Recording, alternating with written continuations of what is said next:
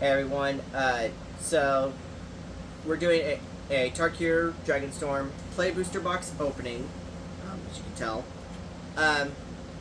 We did a single pack each off camera, so I figured I'd go ahead and read you the polls from those two single packs, and then we'll get right into the actual pack opening.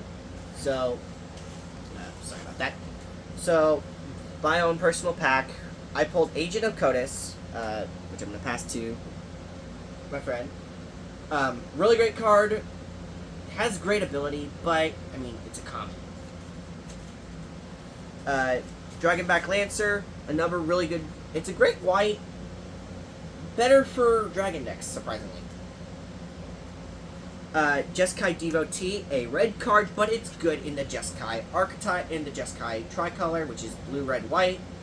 Really helpful. Dragon's Prey, a great destruction card in black, which, I mean, has a bunch of destruction.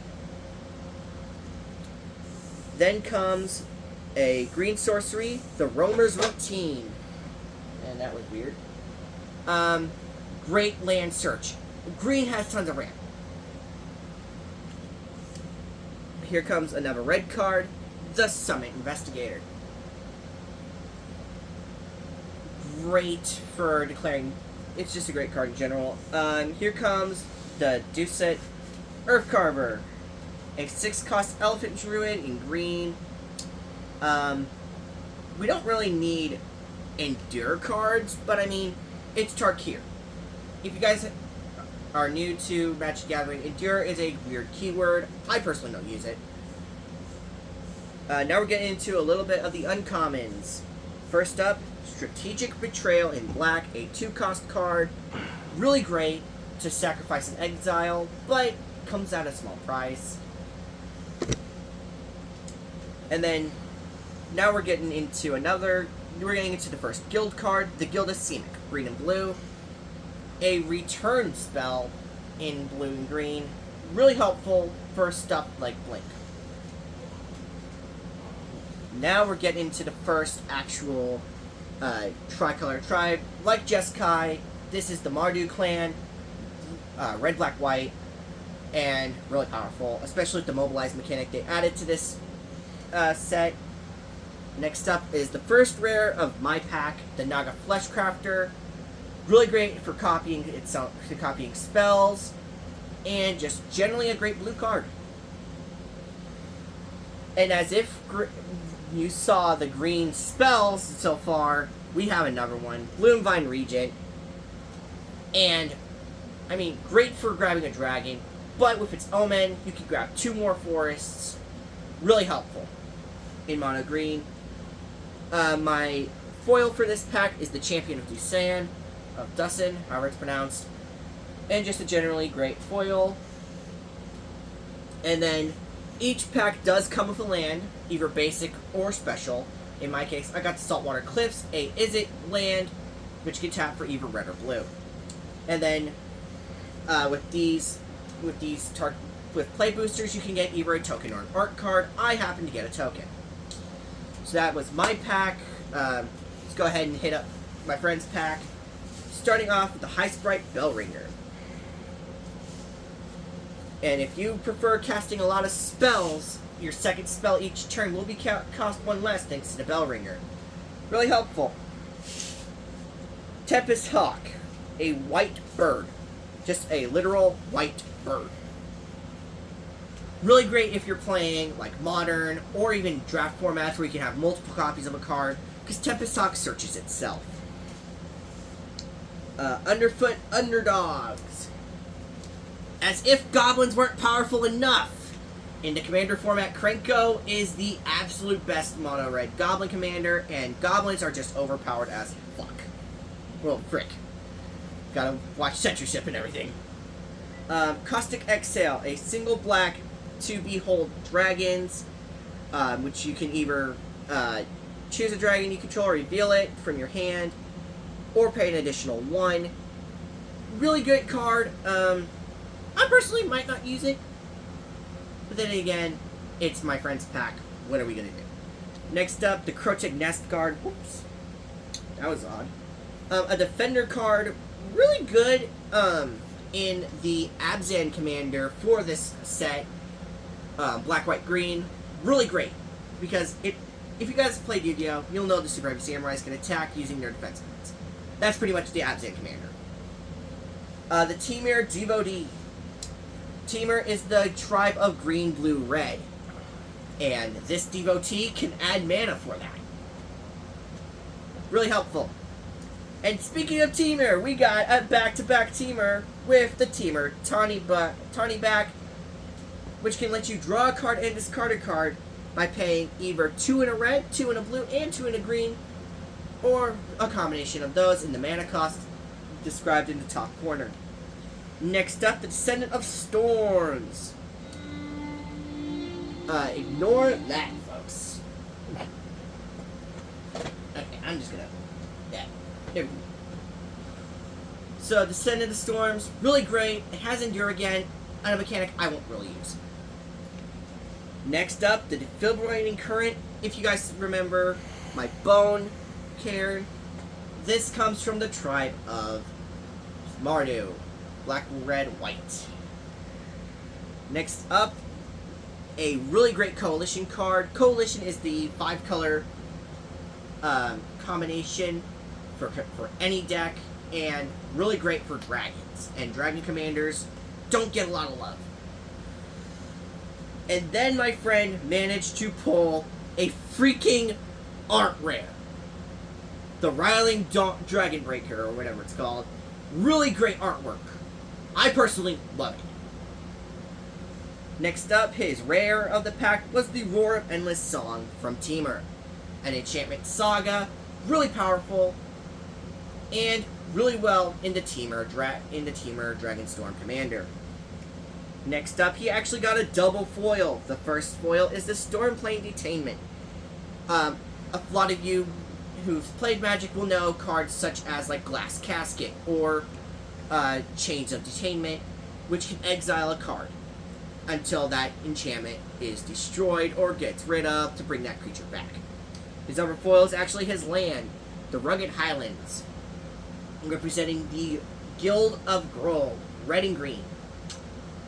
And then he also, luckily, got a double-sided Spirit token, and holy crap, that is beautiful. With that being said, that's just what we opened off camera. Why don't we get to what you guys actually came here for? The actual upper 28 packs. Small pause. Give us a second. And here we go. So we're each going to take turns opening a pack. The pal's going to go ahead and start us off. So let's open up. Alright, open up, and I'll read out the cards. There is chances for us to pull rarity cards, like numbered out of certain numbers, which are really harder to pull. We have chances to pull borderless. We have chances to pull art rares. We have chances to pull full arts. We even have chances to pull freaking really weird mythics. I just looked through them real quick, but I'm gonna let him read them off. Alright, so let's see what my friend pulled. Ooh. Oh! And I had some facial features. I don't know if he saw them. They were kind of surprising. Yes, they were surprising, and I actually understand why. These are really great cards. First one is an aura from Blue, Ringing Strike Mastery. Really cool for making certain mechanics fail, especially stuff like Mana Dorks. Mana Dorks are traditionally found in green, able to tap for mana. That will prevent them. Next up, the Poised Practitioner. Able to give creatures +1/+1 counters and letting you scry. Scry, you look at the top card of your deck. You can choose to either keep it on top or put it on bottom. Fire Rim Form. This gives the enchanted creature, it's a red aura, that gives the enchanted creature first strike until end of turn. And it gives it an additional +2/+0. First strike damage is the first damage assigned when a creature is attacking and is either blocked or is directly attacked by or directly deals damage to an opponent. Next up is Alicia's Legacy. And I got to admit, Death Touch indestructible on a black card. Really helpful. for a 1 in a black sorcery, that's actually really powerful. Don't know why it's a common. It should at least be an uncommon, but I mean, I'm not Wizards of the Coast. I don't make the rules. Though I wish I was. Sarkhan's Resolve, a 1 in green instant to either give a creature +3/+3 until end of turn, or destroy a target creature with flying. I mean, if you're going against big dragons, that's the best bet to do. Because I mean, big dragons, I mean, they're a threat, especially in the Dragonstorm. In the Dragonstorm set, because that was the whole theme, was dragons. Next up is the Watcher of the Wayside, an artifact golem creature where you can make an opponent mill 2 cards and gain 2 life as a reward for it. Really helpful, actually. Mill decks are underrated in my opinion. Next up is his last common, Heritage Reclamation, with 3 choosable effects to either destroy an artifact, destroy an enchantment, or exile 1 card, up to 1 target card from a graveyard to draw an additional card. Really weird card, but yet has tons of potential. Again, should be an uncommon. I don't make the rules. I'm not Wizards of the Coast. Now we're hitting up the uncommons, and honestly, the uncommons are actually not that bad. Starting off with the first tricolor land we hit up, which is blue, red, white, the Mystic Monastery. Now, these lands that my friend just showed to the camera, they are really weird. They have to enter the battlefield tapped, which means you have to wait a turn in order to use it. My friend's giving the thumbs down. He is not wrong. They are better to play turn 1 than way later in the game when you need that mana. Next up, we've got a demon in black, the Gurmag Rakshasa. And Menace, I mean, great effect. When it enters, target creature an opponent controls gains -2/-2, and target creature you control gets +2/+2. So it's basically equal exchange. And if you guys don't know about alchemy, basically you give something up in order for something of an equal value. And that's pretty much what that is. Menace, the keyword menace means it cannot be blocked unless it's blocked by 2 or more creatures. Zurgo's Vanguard. Oh, Zurgo, I mean, not bad. Mobilize 1. Mobilize was one of the new mechanics added into Dragonstorm, where whenever it attacks, it creates an additional red warrior creature attacking with it. And it just gaining power equal to the number of creatures you control. Really powerful. Really freaking powerful. I know I mentioned Simic earlier with my pack opening, or with my friend's pack opening. But do we really need a dragon that can do an Omen in green? The Whirling Stormbrood. And I regret this card because of its actual main effect. The Omen, tapping 2 and a green for it, lets you put 3 +1/+1 counters on target creature. But it also, because it's an Omen, shuffles the card back into your library if you don't use the Omen. If you use the Omen. If you don't use the Omen, it's 4 and a blue for a 4/3 dragon with flash flying, and gives all sorceries and dragon spells flash, meaning you can cast them at instant speed. Instants can be played on any player's turn. Sorceries with flash basically are instants in that case. Same with dragons with that card specifically. The rare of the pack, and I swear, I really dread this card. It's a great dragon. It's a great dragon. The Clarion Conqueror as a 2 and a white for a 3/3 dragon, but I hate whenever it blocks activated abilities. And activated abilities are stuff that require you to either tap it or pay mana into it. That's an activated ability. Or am I getting it wrong? I don't remember. I just know what I know. Next up is his he pulled a double foil again. What is this by my man's luck? His first foil is a uncommon in the clan of Temur, the Dragon Claw Strike, which doubles the power and toughness of target creature you control until end of turn, but then it fights an opponent's creature. Fighting an opponent's creature is not the same as attacking in this context. And doubling power and toughness can really buff up a creature. And then comes his dual color land, the Windscarred Crag, representing the Guild of Boros. Red and white. A classic Tale of the Ages. And then he actually pulls the art card for Ugin, Eye of the Storm. One of the best planeswalkers in this freaking set. And the artwork's beautiful on the art card. And that's actually what the full art actual Ugin card will look like. Let's go ahead and do my first pack, shall we? I'm sorry, I'm a bit of a klutz. Alright, here we go. Right down the center. Spread open like an eagle. Let's see what we get, shall we? I'm gonna real quick do a quick look over of what I get. Okay. Mm-hmm. Not bad. Okay. Alright, decent pull. Mostly in my rare / mythic slot. Another thing, these are play boosters. Play boosters are traditionally 15 cards. Some can be a little more if there's like a list reprint in them. Some can be a little less due to factory errors. But traditionally they are 15 cards, with the 15 card being either a token, which in this case is a warrior and dragon token in my case, or an art card, like my friend's Ugin art card, as you previously saw. So let's go ahead and start with my common slots. Arshan Sun Shield. I'm sorry, I'm not medicated. I take ADHD medication prescribed by a doctor, but that's besides the point. A 4 cost for a 3/4 that can exile 2 cards from a graveyard, single graveyard, and you can pay a white and tap him to tap a target creature. I mean, great in Azorius. Azorius is the Guild of Blue and White. They are mostly devoted to order. That is really ordery. I mean, I just made up a word there.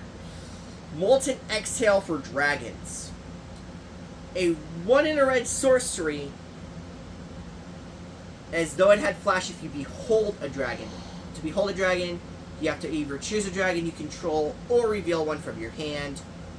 And it'll give this flash, which can cast at instant speed, to deal 4 damage to a target creature and a planeswalker. Planeswalkers are really powerful allies within the game of Magic the Gathering.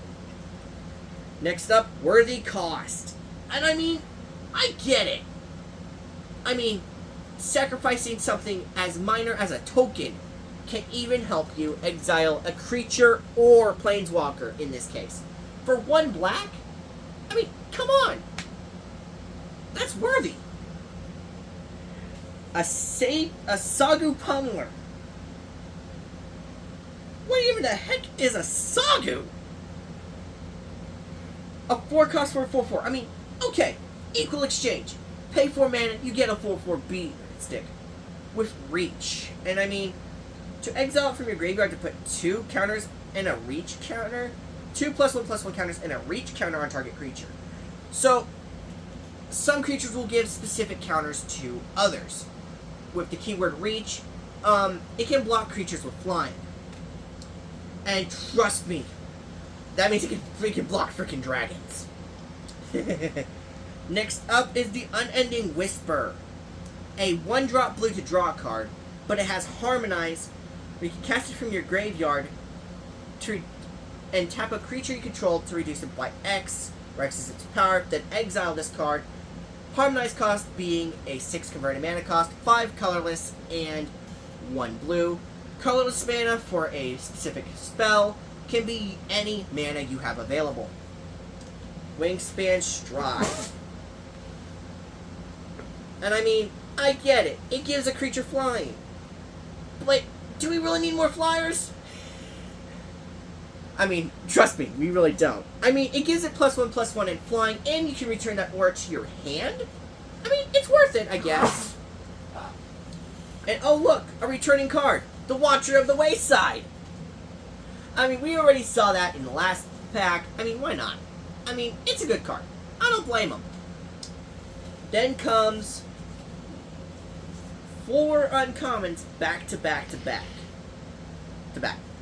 First up is an Is-It card, Glacial Dragon Hunt, red and blue, just for the mana cost. But you draw a card, then you may discard. Then you may discard a card. When you discard a non-land card this way, it does 3 damage to target creature, and its harmonized is 4 blue and red.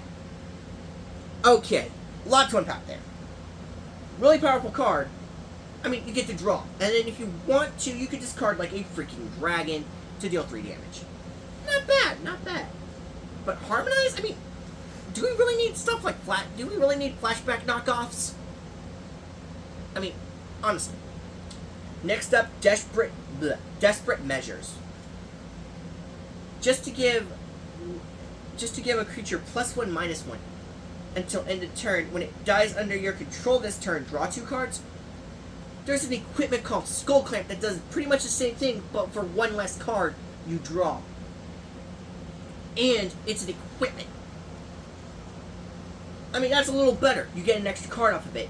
You can equip that to a token. That's fine. Next up for Abzan, the tribe of white, black, and green, the Kin Tree Severance. To exile target permanent with mana value 3 or greater. Again, I'm keep bringing it up. Dragons. Always heavy hitters, higher costs. That's where we get rid of those dragons. Next up, the Channel Dragonfire to deal 2 damage to any target for 1 red mana. But its harmonize is 7, 5, and 2 red to freaking harmonize it? We don't need harmonize, in my personal opinion. We've got flashback, we've got buyback, we even got freaking stuff from the Doctor Who commanders.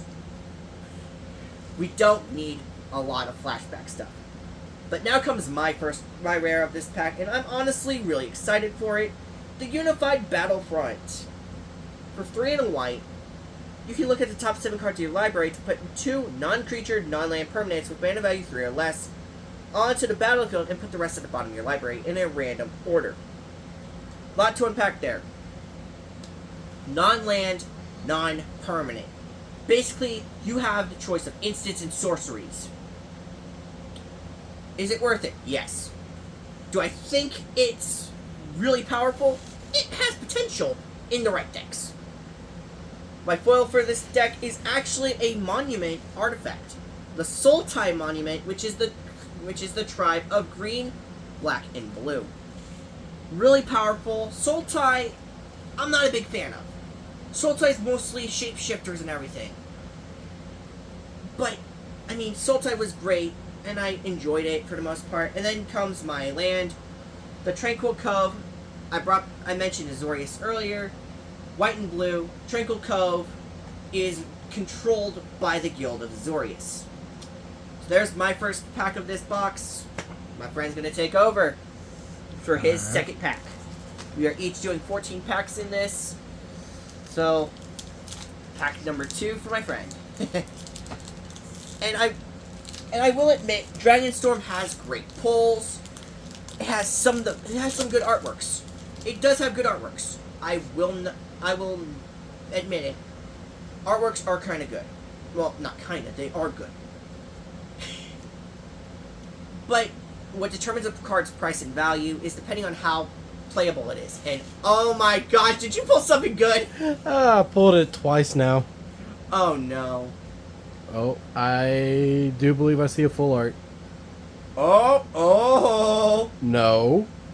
Did you get a double pull or something? Like double rare, double mythic, a mythic and a rare. Come on, man. You gotta give me something. I'll let you look. But to start off, here is my token I got. It's a 5/5 green elephant. And on the back side is treasure. Treasure. Just a treasure. But that's where a lot of great things can come from, is from treasure. And trust me, being able to sacrifice a treasure for any mana, worth it. So I'm gonna real quick do. Oh my freaking god! Hey. Oh my gosh, you pulled that again? So, Just so I don't have to show it to you again. He pulled another teamer. I pulled another teamer. Tawny back, so I'm going to go ahead and take that card out of this pack. And, I'm going to admit, his freaking card that he was giving me the best reaction out of is a Mythic. And Mythics are some of the best cards to pull, because they normally have tons more value. But what also determines a card's value is playability, and that determines their actual price. So starting off, we got the Sand Skidder Outrider. This is over costed for what it is. A freaking 3 and a black for a 2/1 Goblin with Menace. I mean, Menace is good, yes, but it doesn't need to be a 2/1. If anything, make it like a 3/4 and call it good. And of course, it's a black goblin, so I can't put it in with my Krenko. That is true. There are black-red goblins, though. True. So, I mean, who knows what the future holds for my friend. Next up is the Undergrowth Leopard. I mean, okay, this one's more manageable. 1 in the green for a 2/2. That's more worth it. Excuse me. Allergy season for me. Vigilance. A really great keyword, meaning this creature doesn't have to tap in order to attack. It can stay standing straight up instead of going on its side. And tapping 1 mana and sacrificing it to destroy an enchantment? I mean, I get it. Target artifact or enchantment. Artifact or enchantment. Ooh. Soul Ring is the bane of a lot of players' existences. Especially when we play, if you have a first round Soul Ring, you are immediately a target. You are immediately the first person to get out. It is like a bad curse in our friend groups when we play the Commander format. Next up, Durgar Island Dragon. That's just a funny name, Durgar.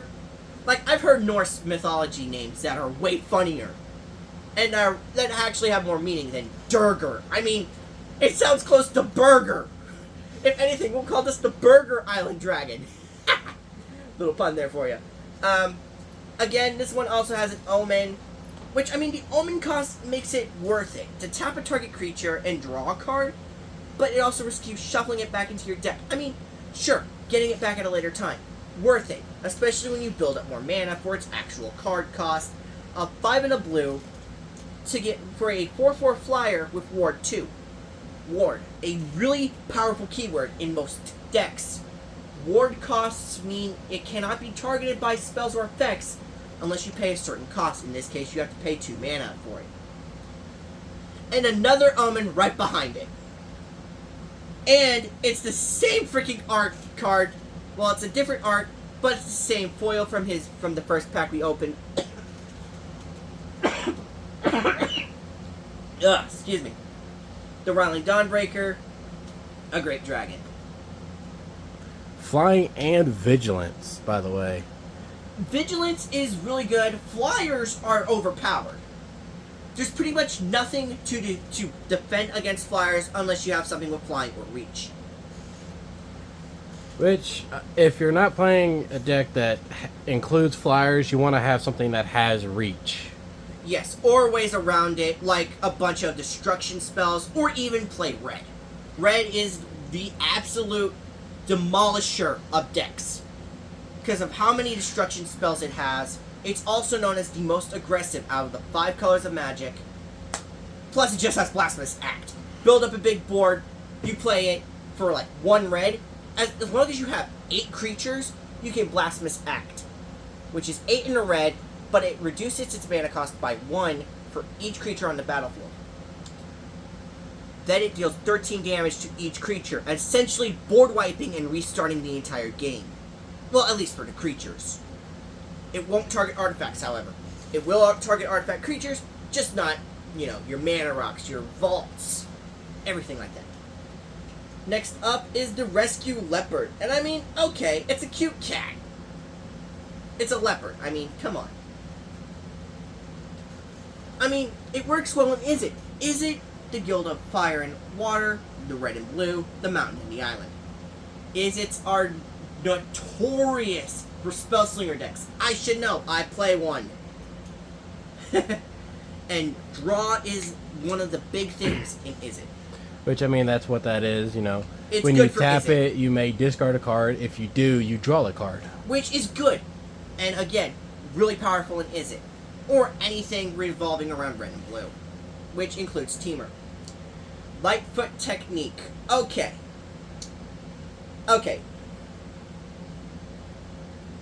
Indestructible and flying until end of turn, Ooh. and a +1/+1 counter on that same creature. So you target the creature first to give it a +1/+1 counter, then it gains flying and indestructible. If you know, like, your common basic elements, indestructible elements cannot be destroyed. And in Magic, it's the same exact thing. Rally the Monastery. Okay. Oh, good grief. We got a lot of monks in this set. I'm not going to be surprised if there's already monk commanders being built. Rally the Monastery, it's funny, but for different reasons. A monastery is a monk's temple. It's where people go to become monks and learn different things like religion, combat, that kind of stuff. Renee's debuff. Okay. Another harmonized card, but the debuff is actually pretty good to return a creature to its owner's hand. Not bad. I don't really care for harmonized. I keep repeating myself. We could have done less without harmonized. I mean, yeah, you pay 1 blue +1 to play it, but then you got to play 1 blue +5 to harmonize it. Yes, but you can also tap a creature where or tap or sacrifice a creature where its power will reduce the harmonized cost. True. I mean, don't get me wrong. It's worth it, but flashback. Buyback. Heck. I will say these sorcery cards where it's like, oh, you just put this back into the owner's hand. I don't really like that because then they can instantly play Recast it them when on it's their next turn again. Yes. I rather put it either in their graveyard or exile it, which exile gets it off or of in the their field. deck. That too, putting it back into the deck. One of the best spells to put in back in the deck, Chaos Warp, a red sorcery that puts that target that when you target a creature with it, puts it back in the deck. The owner of that creature reveals the top card. If it's a permanent card, they get to play it for free. So you could get rid of a huge, like a 9/9 dragon, and you may be getting something worse. You may be getting something better to deal with, like a 2/2 goblin. For instance, like, the possibilities are endless. Or heck, you can even get a land card.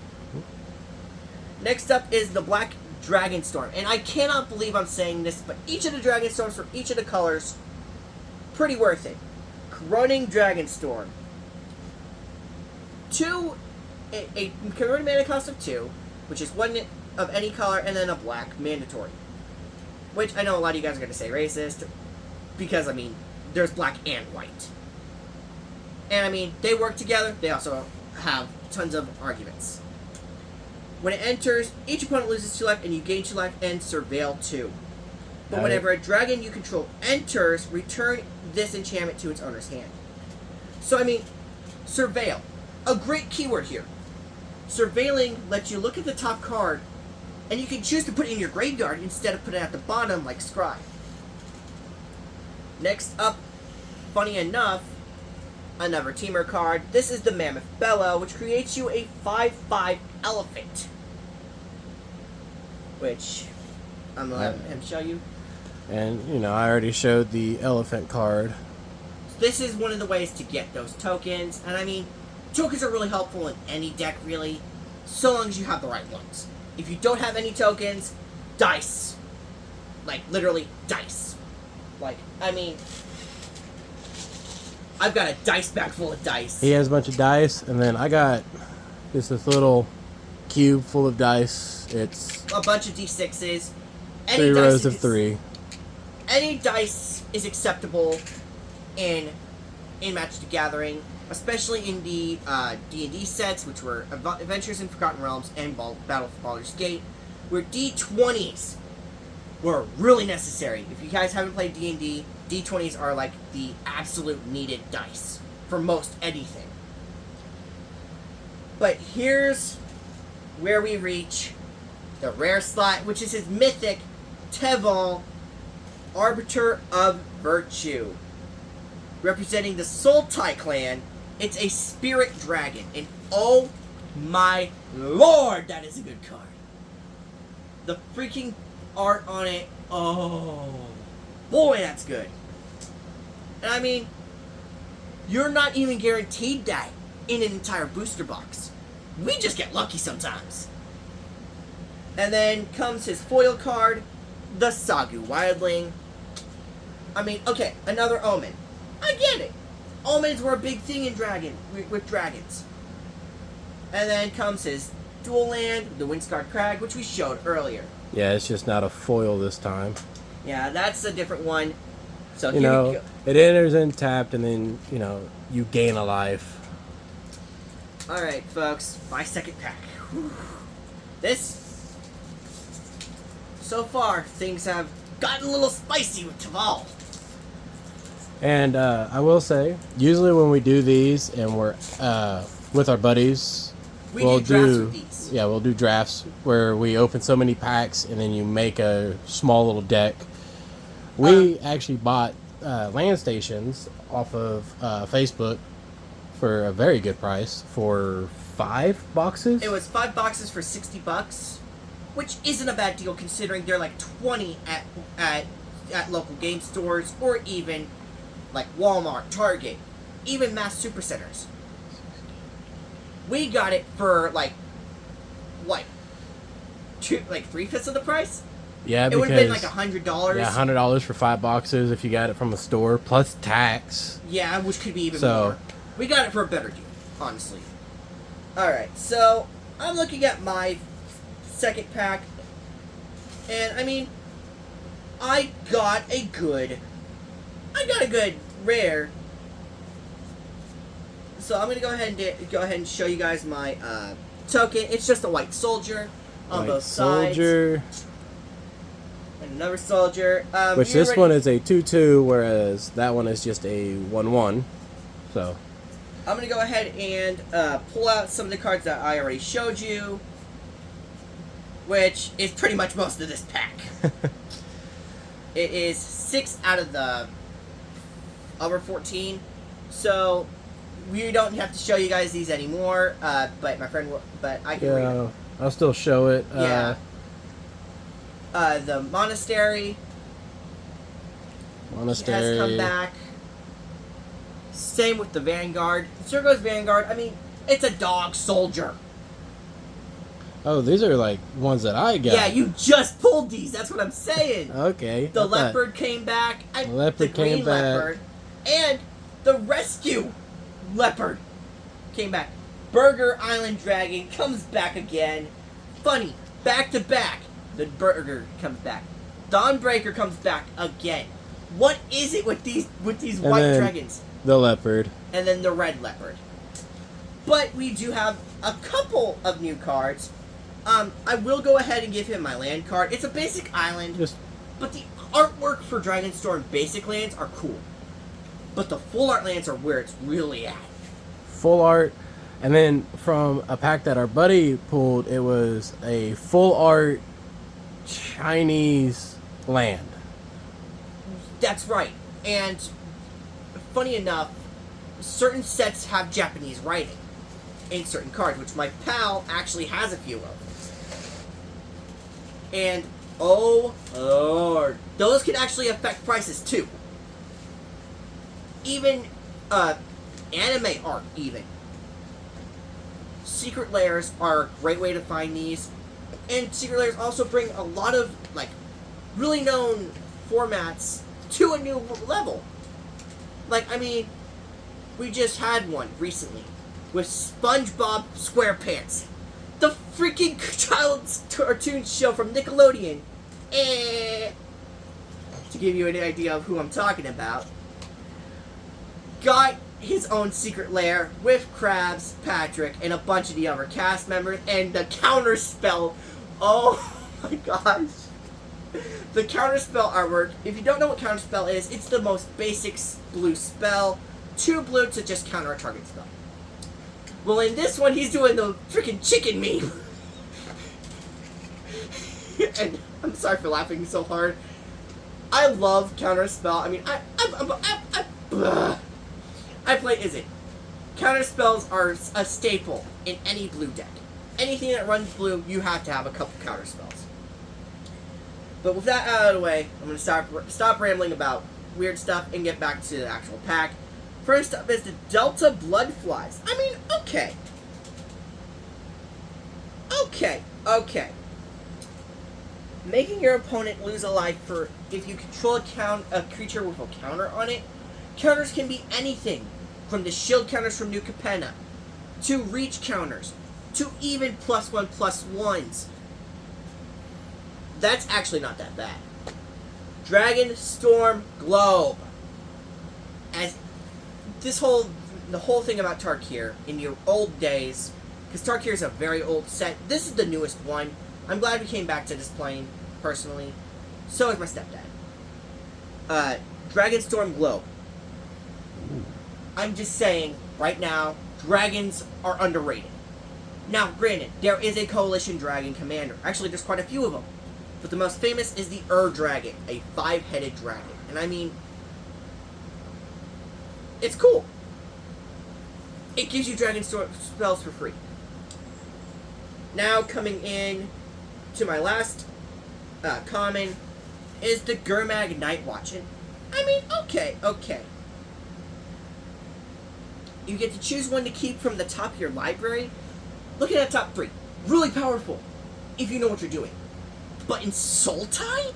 I mean, yeah, it has black, resurrection, reanimation, cool, blue, bunch of counters, green, freaking ramp.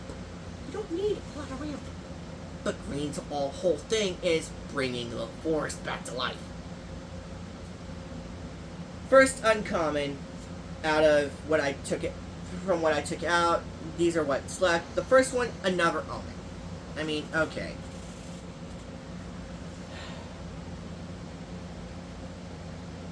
Omen cards are good. Ooh, and it's one of those. I understand, I've been told since I started playing, life is a source. Life is a resource that you really gotta keep an eye on. But this one, it's flying ward, and you pay 2 life. When this creature enters, remove all counters from up to 1 target creature. Okay, so it's good for... So, ward, like I said earlier, it can't be targeted. The creature with ward can't be targeted unless you pay that ward cost. Paying life to target something, big mistake. Now, if you have a lot of life gain, like in Orzhov, which is black and white traditionally revolves around the lifelink mechanic. Whenever it attacks, it deals combat damage. You gain whatever damage it deals as life. Black deals with death touch. Whenever it attacks, it kills. Pretty much. So, kind of like one of the deadliest vipers. One touch of its venom, you're dead. That's pretty much what death touch is.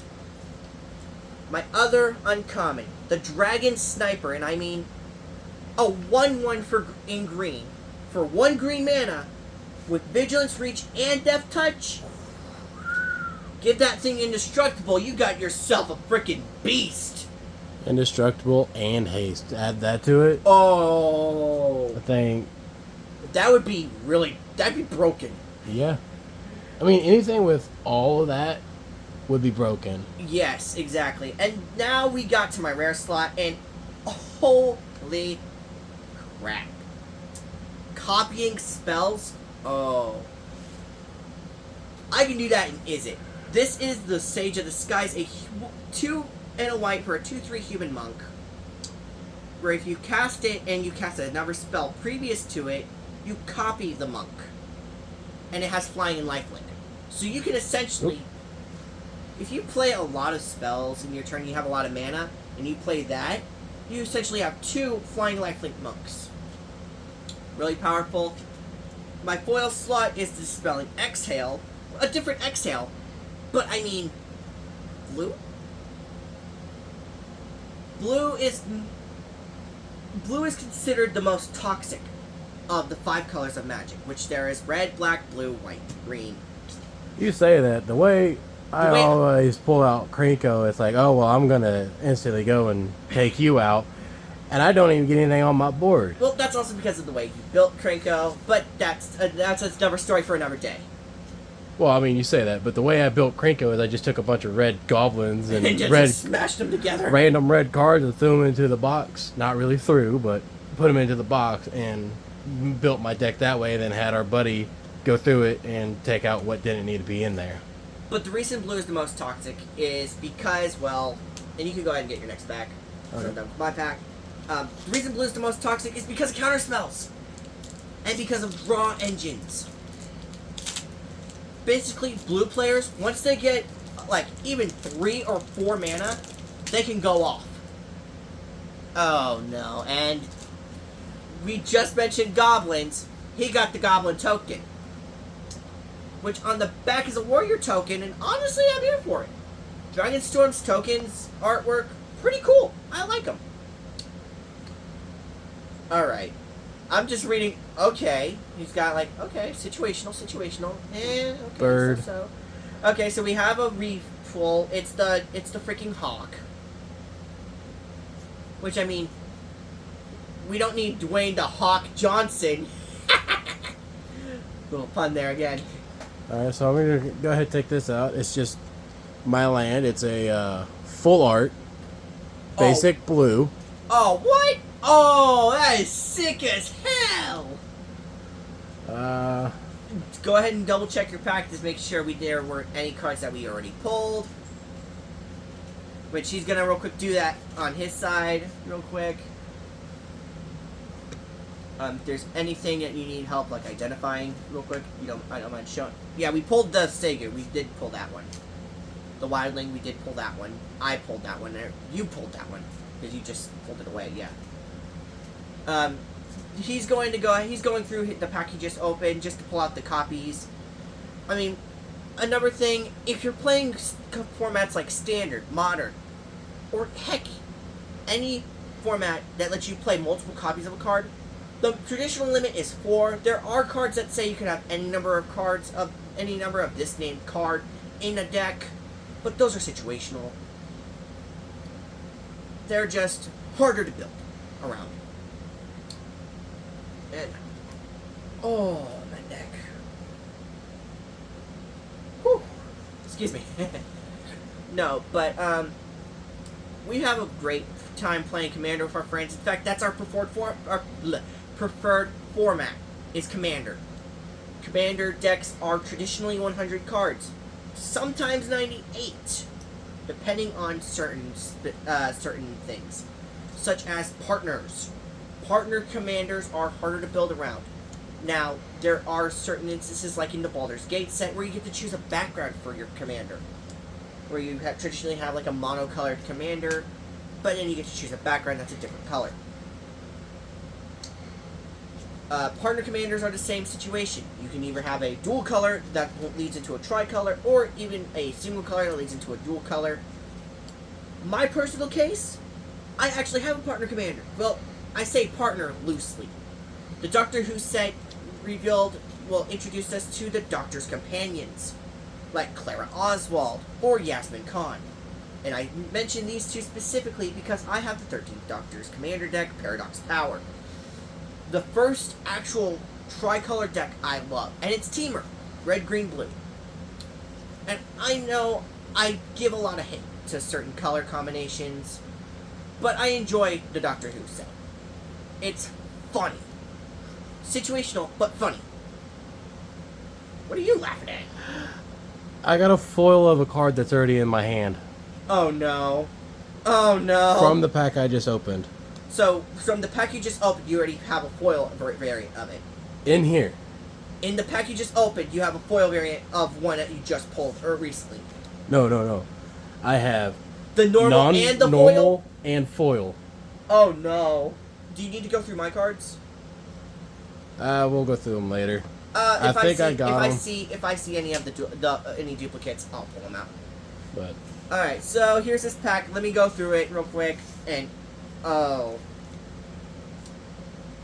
Okay.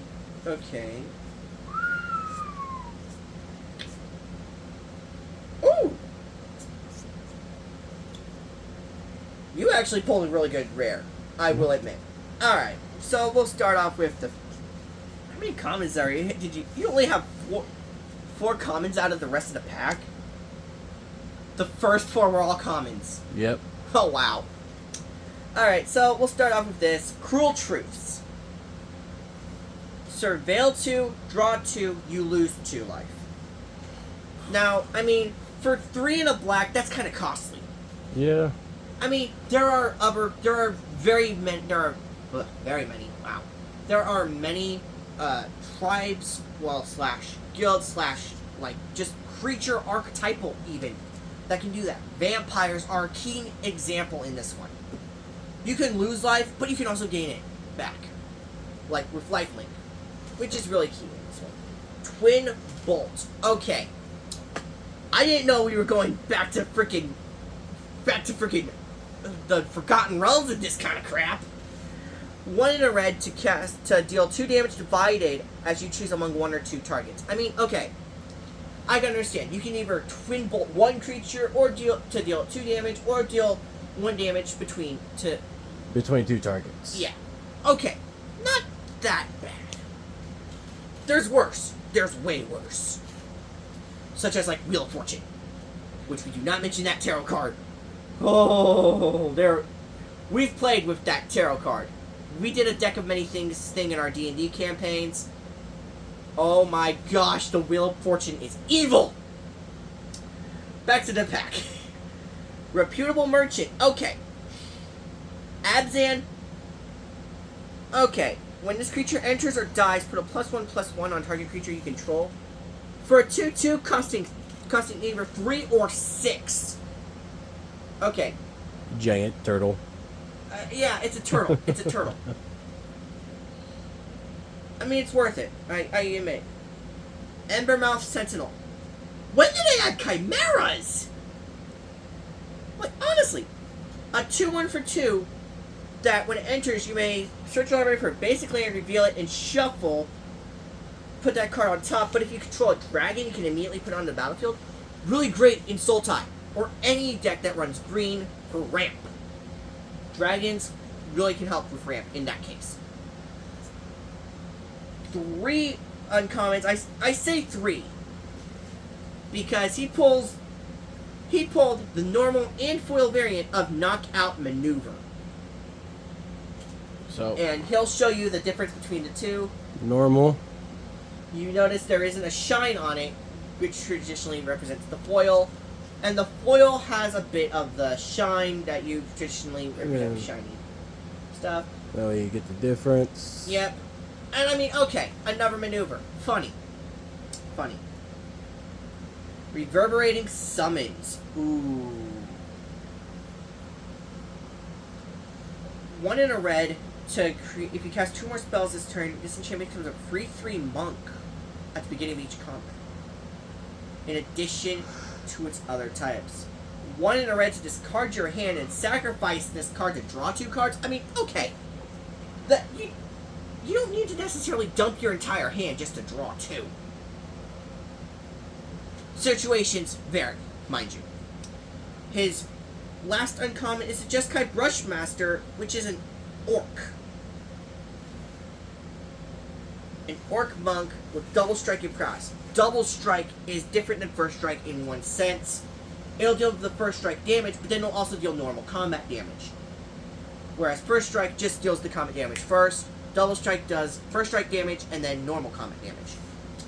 Then comes his rare, the Glacierwood Siege, and the sieges from the Tarkir sets normally revolved around 2 things: the Khans and the dragons. Khans normally had effects that would boost certain stuff. Dragons had stuff that would destroy things. In this case, the siege is between the Semic, I think is what it said, is the Temur and the Sultai, correction. After this pack, we will sadly cut this short for a little bit, just so we can sleep. So, this is my pack 3. And I'm hoping one of the big pulls in this deck is Ugin, or this set is Ugin, Eye of the Storm, a Dragon Planeswalker. Ugin is one that I've already pulled, and I told him I'm going to laugh if I ever pull Ugin again before he does. Alright, there's my token, Reliquary Dragon on the Ooh. back. And That's a nice looking one. This token is all colors, flying lifelink. When this token enters, it deals 3 damage to any target. And then just a regular 4/4 red dragon with flying, obviously, because it's dragon. turns out my foil was the Lightfoot technique again, which we pulled it. Which I think I pulled the non-foil variant, or he pulled it. I don't remember. I believe so. But I mean, they're just repeat cards. Why not? But my rare, I'm actually excited for, surprisingly. First up is the Humbling Elder, a 1/2 human monk for 1 blue. That's it. It's just 1 blue to cast it. But it has Flash, which you can cast this at instant speed. I mean, okay, Flash is a great mechanic, and it's super situational. Like, really situational. oh, not only that, target creature an opponent controls gets a -2, -0 until end of turn.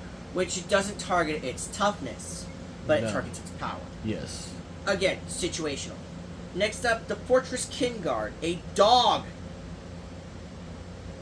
A dog soldier in white. Endure. Again, we don't need Endure. Like, oh my god. Now this one I enjoy, actually. A 2 and a black for a goblin soldier named the Nightblade Brigade. Like, I don't know if they're running out of ideas, because they're starting to run. And Mobilize. Okay, Mobilize mechanic gets you a red warrior whenever it attacks. Worth it. Especially because that's from the Mardu tribe. Worth it. Snake Skin Veil. I will admit, it is cool to give a creature hexproof and a +1/+1 counter. Like, it keeps the +1, but it gains hexproof until end of turn. And I mean, okay, hexproof, really helpful. Hexproof basically means it can't beat the target spells. Next, we're going to my 4 uncommons. And I mean, I'm really liking, I really like a couple of these artworks, especially the first one I'm going to show you guys. Sun Pearl Kieran. And, oh my gosh, the effect of it is actually pretty cool. See, Flash flying. Which flying is overrated, but, I mean, I recognize. And when this creature enters, return up to 1 other target non-land permanent you control to its owner's hand, and if it was a token, draw a card. So, Now, the thing is, with tokens, you can't return them to their hand, unless they specifically say so. Like Osgood, Operation Double, in the freaking Doctor Who set. but now if you read it, it's Non-permanent. non-land permanent you control to its owner's hand. Yes, and there are cards that let you swap ownership of the card. One of the famous ones is from the Assassin's Creed set, Alexios, where whenever he attacks a player, he goes to that player. Simple as that. Next up is my only artifact. Oh no, second artifact is my first artifact from this set, the Essence Anchor. Creating a zombie druid. I mean, okay. Are we playing Dimir again, folks? I will say I do think I have this one within the 8,000 to 9,000 cards that I have. Essence Anchor is really good. Zombie druids are okay. I mean, if you're playing Dimir, which is specifically blue and black, zombies are your big thing. And funny we bring up, well, I guess a little bit of zombie, because we got the venerated Stormsinger. I mean, an orc cleric. I mean, okay, a different orc this time. Another one that has Mobilize 1. Yes, and it's because of Mardu. Mardu is all about, amassing a giant army to pretty much try to kill your opponent as quick as possible. Yeah, and if this creature or another one dies that you control, each opponent loses a life and you gain 1 life. And I happen to pull, and then for my last uncommon, it's actually the Mardu Dragon, the Sonic Shrieker. Okay, I don't know if they took inspiration from the freaking DreamWorks movies, How to Train Your Dragon, but I mean, okay, Sonic Shrieker, doesn't that sound like a How to Train Your Dragon? Dragon? Yeah. Alright, my rare slot, and I'm honestly excited for this because I will be the one keeping this. Maybe. The Dragon Fire Blade. Now, this one gives it protection from monocolor, which means red, blue, white, green, or black. Monocolors being just one of those 5. One color. Yes. Really, really strong. Bloodfell Caves is my land. Bloodfell Caves is from Rakdos, the Guild of Red and Black. And now, I know you guys saw me move some cards over in front of him. I will let him read those. These were the first pulls that my friend made in the Dragonstorm set. And I have to admit that, and at the time of me pulling them, they were like $40 or $60. They are down now to like $14. Somewhere around there. But they're still good cards that I'm going to personally use. And the first one I'm going to show you guys is the Mox Jasper. And holy crap. If you guys don't know what the Mox artifacts are, they basically give you more mana. Yeah. Legendary artifact. Add 1 mana of any color. Artifact only if you control a dragon. He means activate. He's got a thing with where he can't read words. I'm illiterate. Not so much illiterate. I can read and write to a point. That is correct. The next card he actually pulled is the foil full art of Roiling Dragonstorm. Now, I have to admit, the Dragonstorms are great, but the Roiling one is pretty awesome. It's just beautiful artwork, and I really enjoy it. Now, this last card he pulled, I'm jealous. Because if I built an Is It Dragon deck with Niv-Mizzet Perrin, who is a dragon, mind you, he'd be going in this. The Storm Scale Scion. Storm. Really powerful. The Storm mechanic, it only triggers, it can trigger based on how many spells you played a turn. So, and you copy it for Storm. So you could have, it pretty much, if you cast like 10 spells a turn, then cast that, you basically have 11 Storm Scale Scions. Well, with that being said, guys, we will be back tomorrow to finish the unboxing, and, well, catch you guys later.